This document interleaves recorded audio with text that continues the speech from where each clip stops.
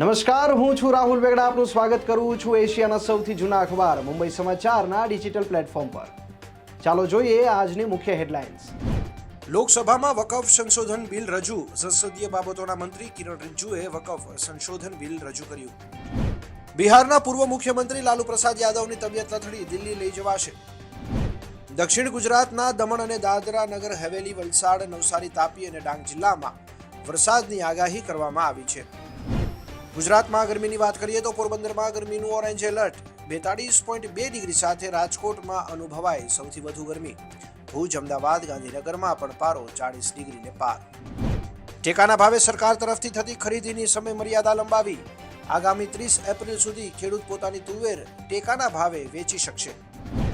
Gujarat police ભરતીમાં બિન હથિયારી police sub inspector paper 1 અને પેપર 2 ની લેખિત પરીક્ષાના કોલ લેટર તારીખ 5 એપ્રિલ 2025 ના રોજ 2 કલાકે ઓજસ વેબસાઇટ ઉપરથી ડાઉનલોડ કરી શકાશે. ગુજરાતનો ટેબલ ટેનિસ ખેલાડી માનવ ઠક્કર ITTF વર્લ્ડ રેન્કિંગ ટોપ 50માં સ્થાન પ્રાપ્ત કર્યું છે. આ રેન્કિંગમાં માનવનો 47મો ક્રમાંક છે. તો આ હતી આજની મુખ્ય હેડલાઇન્સ. વધુ સમાચાર અને મહત્વની અપડેટ્સ માટે જોતા રહો મુંબઈ સમાચારનું ડિજિટલ પ્લેટફોર્મ.